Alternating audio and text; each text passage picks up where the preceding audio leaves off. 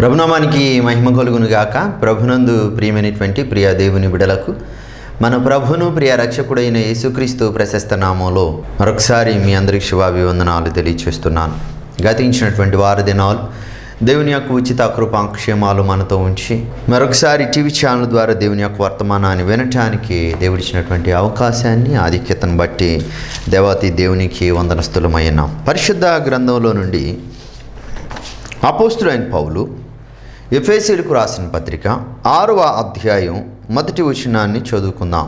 పిల్లలారా, ప్రభునందు మీ తల్లిదండ్రులకు విధేయులై ఉండిడి, ఇది ధర్మమే. దేవుడి మాట ద్వారా మనతో మాట్లాడి మహిమ పొందునుగాక. ఆమేన్. ప్రార్థన చేసుకుందాం. పరిశుద్ధుడా, ప్రేమ కలిగిన మా యేసయ్యా, నీ పరిశుద్ధ నామానికి వందనాలు. గతించినటువంటి వారి దినాలు నీ ఉచిత కృపలో మాకు ఇచ్చిన క్షేమాన్ని, ఆయుష్, ఆరోగ్యాన్ని బట్టి ప్రభువా నీకు వందనాలు. ఈ టీవీ ఛానల్ ద్వారా మరొకసారి చదవబడిన వాక్య భాగంలో నుండి కొద్దిసేపు కొన్ని విషయాలు తిరిగి ముచ్చటించుకోబోతున్నాం. చేరడం అందరితో మీరు మాట్లాడి మహిమ పొందవని యేసు నామంలో ప్రార్థిస్తూ ఉన్నాను తండ్రి. ఆమేన్. నా ప్రియ దేవుని బిడ్డలారా, చదవబడిన వాక్య భాగంలో నుండి కొద్దిసేపు కొన్ని విషయాలు గ్రహించవలసినటువంటి వారమై ఉన్నాం. పిల్లలారా, ప్రభునందు మీ తల్లిదండ్రులకు విధేయులై ఉండుడి, ఇది ధర్మమే. విధేయత, లోబడి ఉండుట. ఎవరికి లోబడాలి? గతించినటువంటి వారి దినాల్లో దేవునికి లోబడి ఉండాలి అన్నటువంటి సత్యాన్ని మనం తెలుసుకున్నాం. మరలా తిరిగి రెండవ భాగముగా లోబడుట అనేటటువంటి విషయాన్ని గురించి మనం ఆలోచిస్తే అసలు ఎవరికి లోబడాలి అని అంటే, ఇదిగో ఇప్పుడు చదవబడుతున్నటువంటి మాటలు అపోస్తలుడైన పౌలు మాట్లాడుతున్నాడు. పిల్లలారా, ప్రభునందు మీ తల్లిదండ్రులకు విధేయులై ఉండండి, లోబడండి. పిల్లలు తల్లిదండ్రులకు లోబడాలి. ఎందుకు అనంటే 2-3 వచనాల్లో చెబుతున్నాడు. ఎప్పుడైతే నీవు నీ తల్లిదండ్రులకు లోబడి ఉంటావో నీకు మేలు కలుగునట్లు నీ తండ్రిని తల్లిని సన్మానించుము, అప్పుడు నీవు భూమి మీద దీర్ఘాయుష్మంతుడు వగుదువు. నా ప్రియ దేవుని బిడ్డలారా, పిల్లలైనటువంటి వారు తల్లిదండ్రులకు లోబడి జీవించాలి. ఒకటి, మీకు మేలు కలగాలి అన్నా, దీర్ఘాయువును నీవు అనుభవించాలి అన్న, పిల్లలు తల్లిదండ్రులకు లోబడి జీవించాలి. పిల్లలు అనంటే 10 సంవత్సరాల లోపు పిల్లలని అర్థం కాదు నా ప్రియులారా.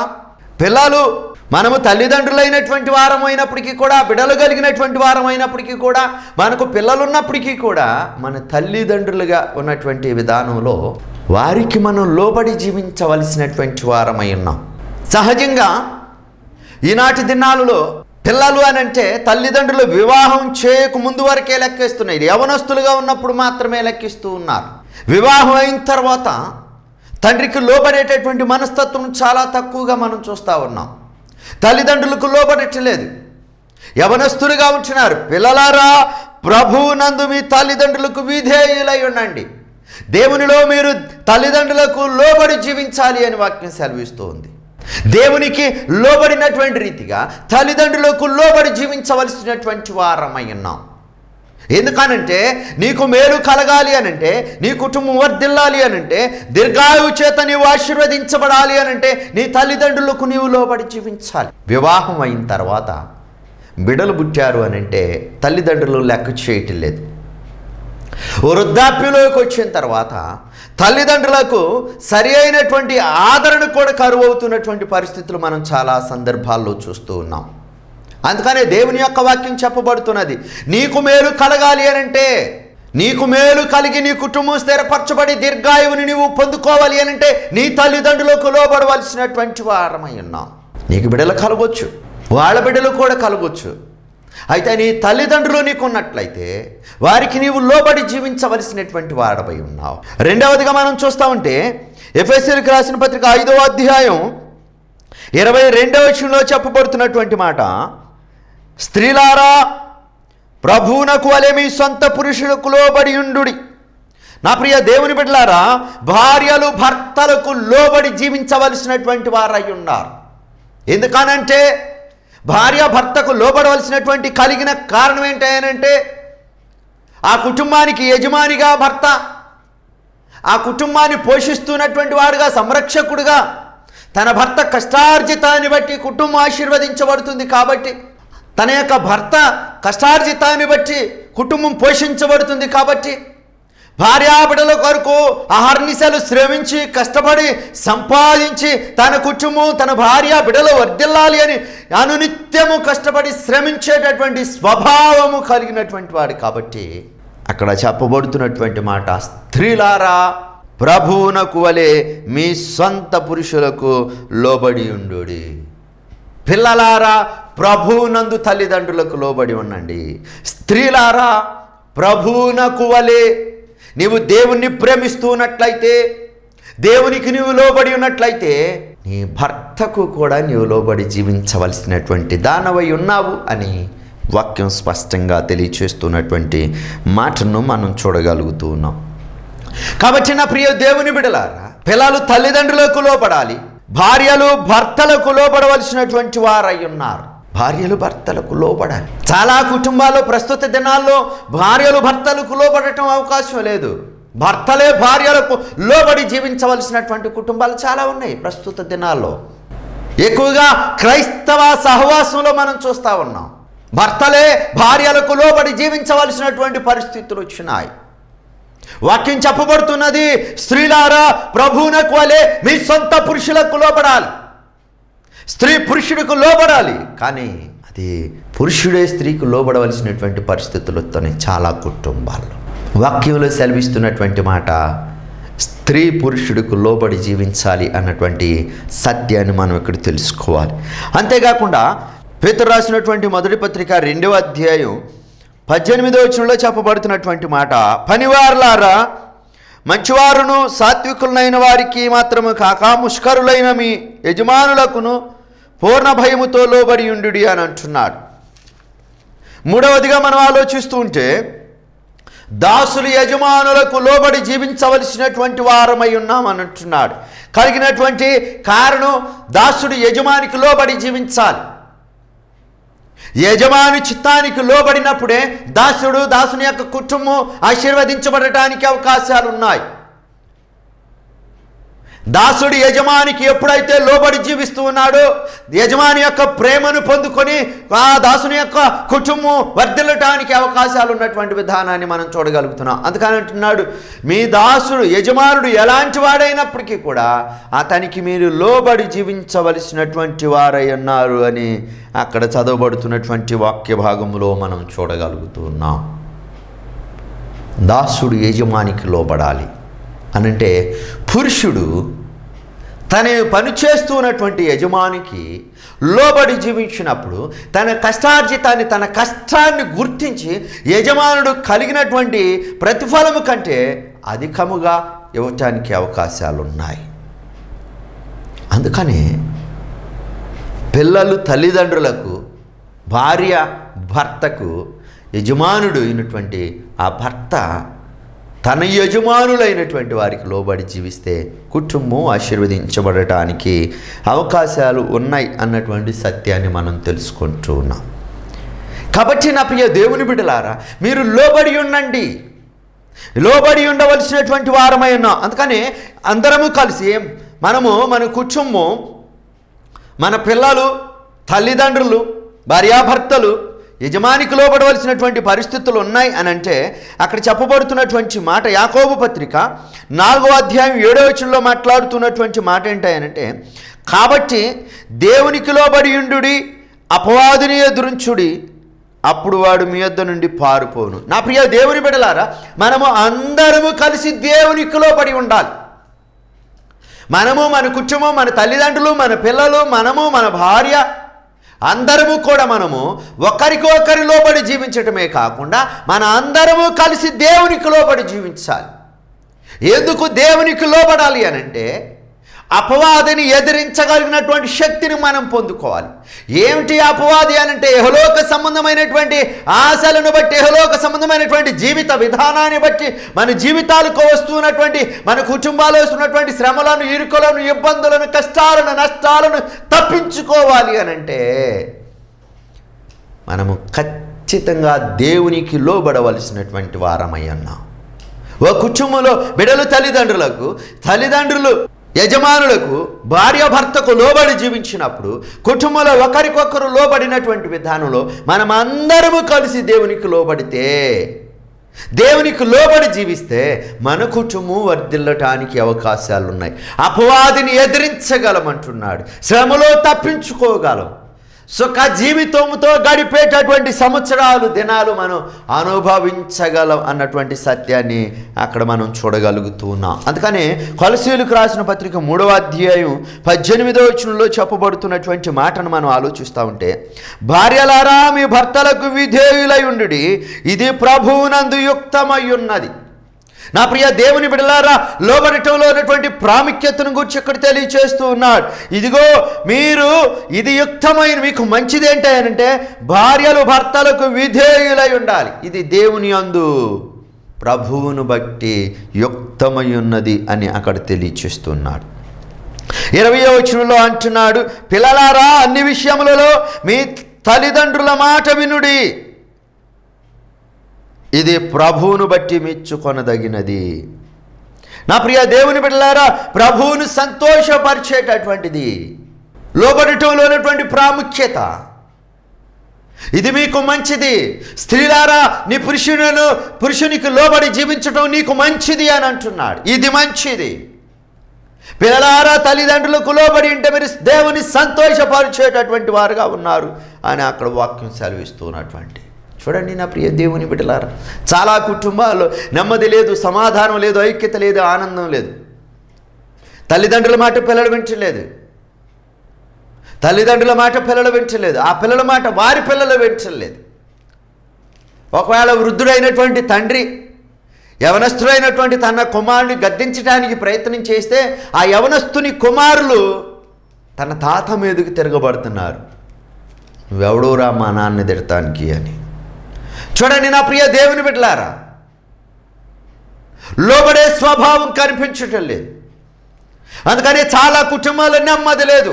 చాలా కుటుంబంలో తల్లిదండ్రులను పిల్లలు లెక్క చేయటం లేదు, తల్లిదండ్రులకు లోబడటం లేదు, భార్యలు భర్తలకు లోబడటం లేదు, దాసుడు యజమానికి లోబడటం లేదు.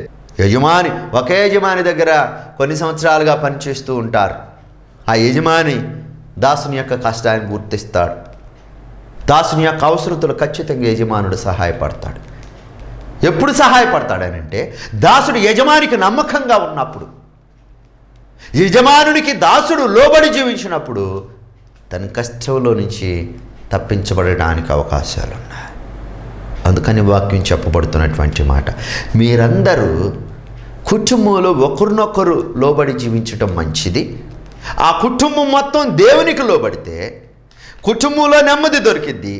దేవునికి లోబడితే ఆశీర్వాదాలు మీరు అనుభవిస్తారు. వాక్యంలో చెప్పబడుతున్నటువంటి మాట. మీకు నెమ్మది కావాలి అనంటే కుటుంబంలో ఒకరికొకరు లోబడి జీవించండి, ఒకరికొకరు విధేయులై జీవించండి. మీ కుటుంబం మొత్తం కలిసి దేవునికి లోబడి జీవించండి. ఆను నిత్యము కూడా సుఖాన్ని అనుభవిస్తారు. కష్టం అన్నది మీ దరిదాపుల్లోకి రాకుండా, దుఃఖం అన్నది మీరు చూడకుండా ఆశీర్వదించబడాలి అనంటే దేవునికి లోబడి ఉండవలసినటువంటి వారై ఉన్నారు అన్నటువంటి విషయాన్ని తెలుసుకోవాలి అని ప్రభు పేరిట మీకు మనం చేస్తున్నాను. సహజంగా లోబడటం అందరూ చెబుతూ ఉంటారు, లోబడుతున్నా, నేను ఎందుకు లోబడట్లేదు అని. వాక్యాన్ని వించినటువంటి వారిలో చాలామందికి కష్టమేయచ్చు. పిల్లల తల్లిదండ్రుల మాట వింటలేదు అని అంటే కష్టమేయచ్చు. ఎందుకు వినాలి అని అనుకోవచ్చు, ప్రశ్నించవచ్చు. భర్తలే భార్యకు లోబడి జీవిస్తున్నారంటే భార్యలకు కోపం రావచ్చు. ప్రస్తుత దినాల్లో సంభవిస్తున్నటువంటి సంభవాలు ఇవే. అందుకని దేవుని యొక్క వాక్యం చెప్పబడుతున్నది, మీరు ఒకరికి ఒకరు లోబడి జీవించండి కుటుంబంలో. అప్పుడు మీకు మనశ్శాంతి, నెమ్మది, సమాధానం దొరికింది. మీ కుటుంబం అందరూ కలిసి దేవునికి లోబడండి, దైవాశీర్వాదానికి పాత్రలు అవుతారని వాక్యం సెలవిస్తుంది. అలా కాకుండా దేవుని యొక్క వాక్యానికి లోబడకుండా మీరు జీవించినట్లయితే, దేవునికి లోబడకుండా మీరు జీవించినట్లయితే కుటుంబంలో ఒకరికొకరు లోబడకపోవటం వల్ల అసమాధానం అనేది ఎట్లాగొస్తుందో, మీరందరూ కలిసి దేవునికి లోబడకపోవటం వల్ల కూడా చాలా కష్టమైనటువంటి పరిస్థితులను మనం ఎదుర్కోవాల్సినటువంటి వారమై ఉన్నాం అన్నటువంటి సత్యాన్ని కూడా గ్రహించాలని ప్రభు పేరిట మీకు మనవి చేస్తున్నాను. కలిగిన కారణం ఏంటి అంటే, ఒకవేళ మనం దేవునికి లోబడకపోతే కలిగేటటువంటి ఫలితాలు కూడా మనం ఒకసారి జ్ఞాపకం చేసుకోవాల్సినటువంటి వారమై ఉన్నాం. సంఖ్యాకాండం 16వ అధ్యాయంలో 27 నుంచి 33 వచనాల్లో ఉన్నటువంటి సత్యాన్ని మనం తెలుసుకుంటూ ఉన్నప్పుడు మొట్టమొదటిసారి 2వ వచనాన్ని మనం జ్ఞాపకం చేసుకోవాలి. సంఖ్యాకాండం 16వ అధ్యాయం 2వ వచనంలో, ఇశ్రాయేలీలో పేరు పొందిన సభికులను సమాజ ప్రధానులైన 250 మందితో మోషేకు ఎదురుగా లేచి, నా ప్రియ దేవుని బిడ్డలారా, కోరహు మోషేకు వ్యతిరేకంగా పోగు చేశాడు 250 మందిని. అప్పుడు ఆయన మాట్లాడుతున్నటువంటి మాట, మోషే అహరోనులకు విరోధంగా మాట్లాడుతూ ఉన్నాడు. ఏమయ్యా, మీతో పని లేదు, సర్వ సమాజంలో ప్రతివాడు పరిశుద్ధుడేను, మీరే కాదు పరిశుద్ధులు, అందరూ పరిశుద్ధులే, అందరి మధ్యలో దేవుడు ఉన్నాడు, కాబట్టి మీరు మా మీద పెత్తనం చేయవలసినటువంటి పరిస్థితులు లేవు. నీ మాట మేము వినాం, ఎందుకు వినాలి, మేము పరిశుద్ధులమే, కాబట్టి ఇక నీ మాట వినం అని ఎదురు తిరిగినటువంటి పరిస్థితులు మనం చూడగలుగుతున్నాం. కోరహు కొంతమందిని ఏర్పాటు చేసుకొని, దాతాను అభిరాములను ఏర్పాటు చేసుకొని 250 మందిని పోగు చేసి మోషేకు అహరోనులకు విరోధంగా మాట్లాడటం ప్రారంభం చేశాడు.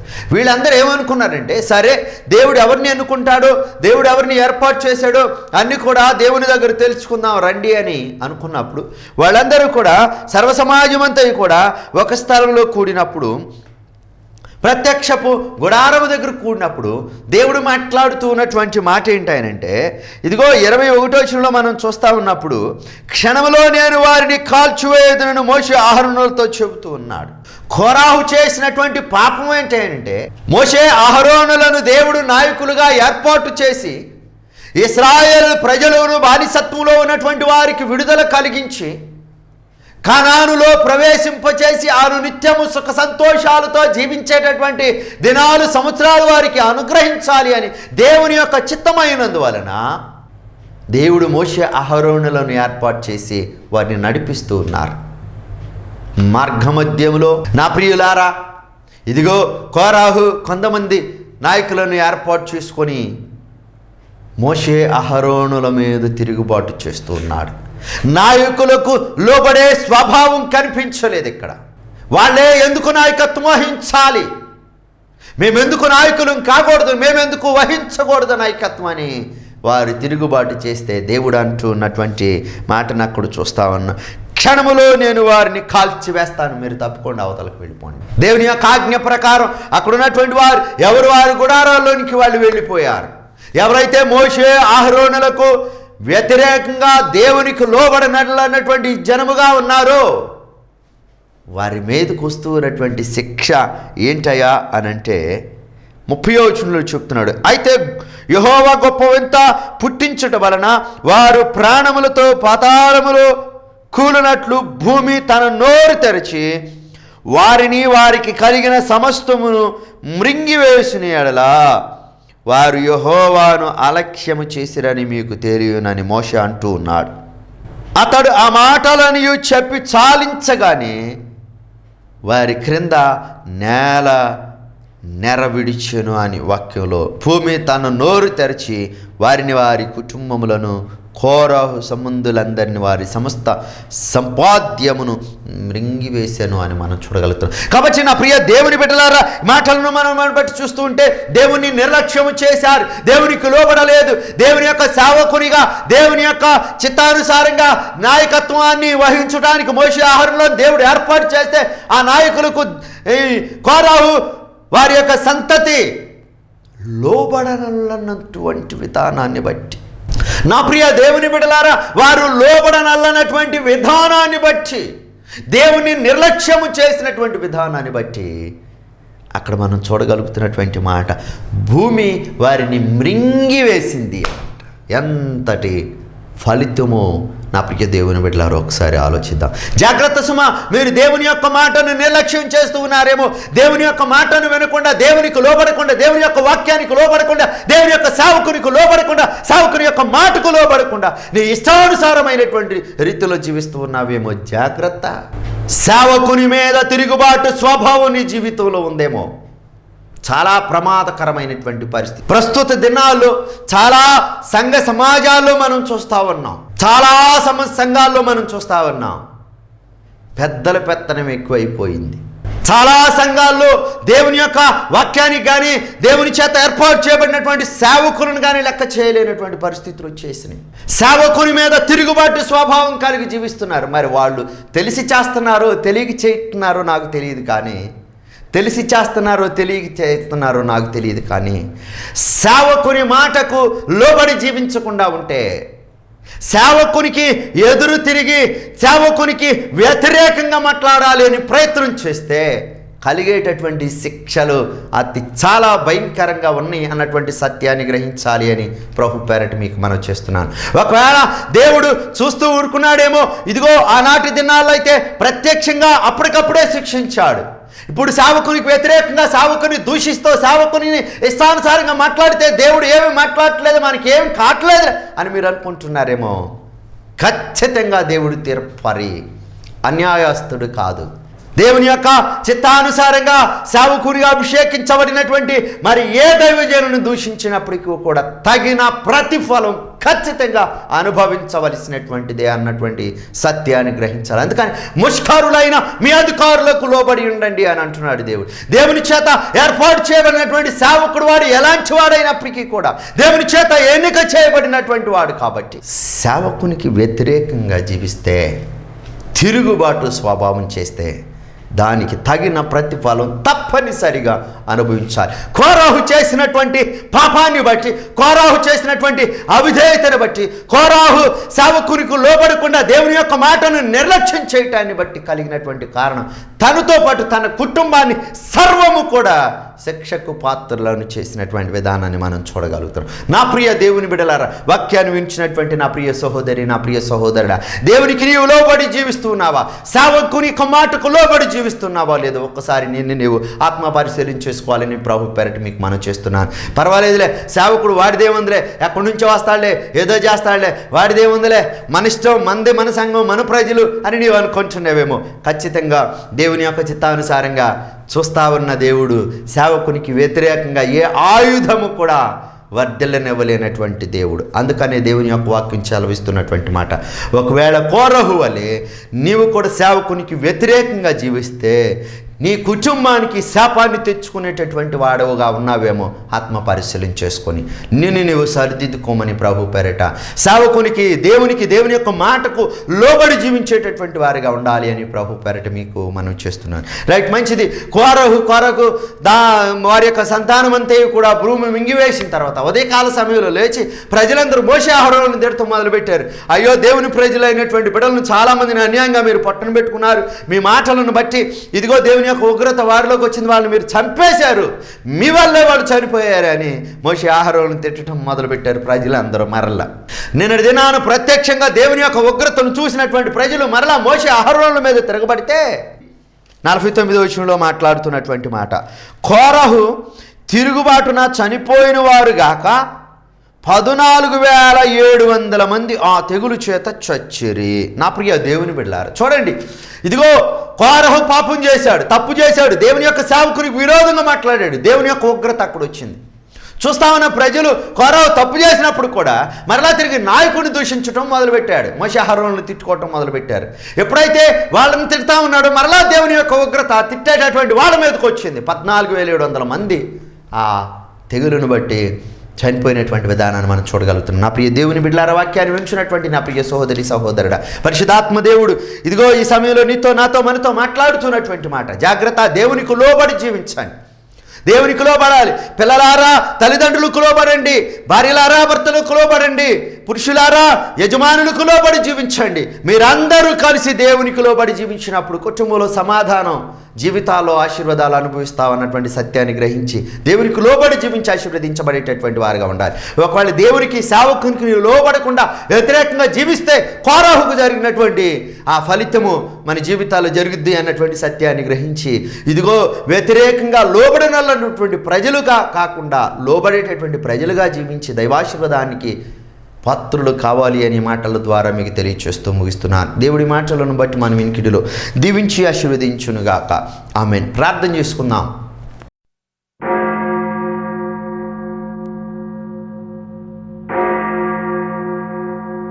పరిశుద్ధుడా, ప్రేమ కలిగిన మా యేసయ్య పరిశుద్ధ నామానికి వందనాలు. తండ్రి, కుమార, పరిశుద్ధాత్మ త్రియేక దేవుని నామంలో ఈ దినం మీరు మాతో మాట్లాడిన ప్రతి విధమైన మాటను బట్టి ప్రభువా నీకు వందనాలు. లోబడి జీవించండి. ఇదిగో కుటుంబంలో భార్యాభర్తలు, తల్లిదండ్రులు, పిల్లలు అందరూ కలిసి ఒకరికి ఒకరు లోబడి జీవించండి. మీరు అందరూ కలిసి దేవునికి లోబడి జీవించండి. ఇదిగో కుటుంబంలో లోబడటాన్ని బట్టి కుటుంబంలో సంతోష సమాధానాలు అనుభవిస్తారు. దేవునికి లోబడటాన్ని బట్టి కష్టాలన్నింటిలో నుంచి విడుదల పొందే సంతోష సమాధానాలను అనుభవిస్తారు. ఒకవేళ దేవుని సేవకులకు లోబడకుండా వ్యతిరేకంగా జీవిస్తే కోరాహు వలె ఉగ్రతకు పాత్రలు కావలసినటువంటి పరిస్థితులు వస్తాయి. కాబట్టి ఇదిగో ఆ పరిస్థితులు రాకుండానట్లు, దేవుని యొక్క శాపాన్ని కొని తెచ్చుకోకుండానట్లు దేవుని యొక్క మాటకు లోబడి, సేవకుని యొక్క మాటకు విధేయత కలిగి లోబడి జీవించేటటువంటి వారిగా ఉండండి అని మాతో మీరు మాట్లాడిన ప్రతి విధమైన మాటను బట్టి ప్రభువా నీకు వందనాలు. ఈ సమయంలో ప్రత్యేకంగా ప్రభువా ఈ స్వార్థ పరిచర్యను అందించడానికి ఉపయోగపడినటువంటి మా ప్రియులు సహోదరుడు పిల్లి విజయదాయకర్ గారిని బట్టి, వారి ప్రియసత్యమణి సహోదరి విజయలక్ష్మిని బట్టి ప్రభువా నీకు వందనాలు. ఇదిగో ప్రభువా బిడ్డలను మీరు జ్ఞాపకం చేసుకోండి. వారు చేస్తున్నటువంటి వేరు ఉద్యోగ ప్రయత్నాల్లో మీరు తోడుగా ఉండండి. ఉద్యోగ బాధ్యతల్లో తోడుగా ఉండండి. సహోదరుని ఇంకా ఉద్యోగ విషయంలో స్థిరపరచండి. ఇదిగో ప్రభా పరిపూర్ణమైన ఆరోగ్యవంతులుగా సిద్ధపరచండి. ప్రభా ఇరువురికి నిత్యుని కాపుదల భద్రత నుంచమని ప్రార్థిస్తున్నాను. ఆయురారోగ్యాలు సుఖ జీవితంతో గడిపేటటువంటి దినాలు, సంవత్సరాలు దయచేయండి. బిడ్డలను మీరు జ్ఞాపకం చేసుకోండి ప్రభా. ఒక్కొక్కరిని మీరు ఆశీర్వదించండి ప్రభా. చదువులు కావాల్సిన తెలివిని, జ్ఞానాన్ని, బుద్ధిని, వివేకాన్ని, ఆలోచన, జ్ఞాపక శక్తులతో బిడ్డలను నింపి ఇంకా ఉన్నతమైనటువంటి స్థితిలో ప్రభా బిడ్డలు చదువులో మేము చూడటానికి సహాయం దయచేయమని ప్రార్థిస్తున్నాను. ప్రత్యేకంగా బలహీన స్థితిలో ఉన్నటువంటి ప్రభా ప్రియ కుమార్తె ప్రైజీ కొరకు ప్రార్థిస్తున్నానయ్యా. ప్రభా బిడ్డను మీరు జ్ఞాపకం చేసుకోండి. పరిపూర్ణమైనటువంటి ఆరోగ్యాన్ని, శక్తిని భారం దాయించండి. సమస్త బలహీనతలు యేసు నామములో విడుదల, మంచి ఆరోగ్యవంతురాలుగా సిద్ధపరచమని ప్రార్థిస్తున్నాను. తల్లిదండ్రుల, బంధుమిత్రుల, రక్త సంబంధీకులను దీవించాడు. ప్రత్యేక వాక్యాన్ని వించినటువంటి బిడ్డల కొరకు ప్రార్థిస్తున్నాను. ఎవరు ఏ బలహీనతల చేత బాధపడుచు ప్రభా అవన్నీ కృప కొరకు ఎదురు చూస్తున్నారు, అటు వారిని ఇప్పుడే ఈ సమయంలో మీరు దర్శించండి. నజరేయుడైన యేసు నామములో స్వస్థత, ఆరోగ్యాలను సమకూర్చమని ప్రార్థిస్తున్నాను. విన్న మాటలను బట్టి ప్రభా కుటుంబంలో ఒకరికొకరు లోబడి జీవించకపోవటాన్ని బట్టి ఏదైనా కుటుంబాల్లో నెమ్మది, అశాంతి ప్రభా మరి ఇదిగో ప్రభా నెమ్మది లేని స్థితిలో, అశాంతిలో ఉన్నట్లయితే అటు వారిని మీరు దర్శించండి. శాంతిని, నెమ్మది, సమాధానాన్ని మీరు దయచేయండి. ఒకరికొకరు లోబడి జీవిస్తూ ప్రభా అయ్యా అందరూ కలిసి నీకు లోబడి జీవిస్తూ నీ ద్వారా సంతోష సమాధానాన్ని పొందుకోవడానికి సహాయం దయచేయండి. ఇదిగో సేవకునికి వ్యతిరేకంగా తిరుగుబాటు చేస్తే కలిగేటటువంటి ఫలితాలను గురించి కోరాహను మా మధ్యలో ఉంచారు ప్రభా. అందును బట్టి నీకు వందనాలు. సేవకుని యొక్క మాటకు వ్యతిరేకులు కాకుండానట్లు, దేవుని యొక్క ఉగ్రతకు పాత్రులు కాకుండానట్లు ప్రతి వారిని ప్రభా మీరు సరిచేసి క్రమపరిచి ప్రభు వారిని మీరు ఆశీర్వదించమని ప్రార్థిస్తున్నారు. ఇంతవరకు మీరు మాకు తోడుగా ఉన్న దేవుని వందనాలు. మరలా తిరిగి నీ చిత్తానుసారంగా మేమందరూ ఇలా కలుసుకొని నేను స్తుతించి పర్యంతవరకు కూడా మమ్మల్ని అందరినీ హస్తాల కింద భద్రపరచమని యేసు నామములో ప్రార్థిస్తున్నాను తండ్రి.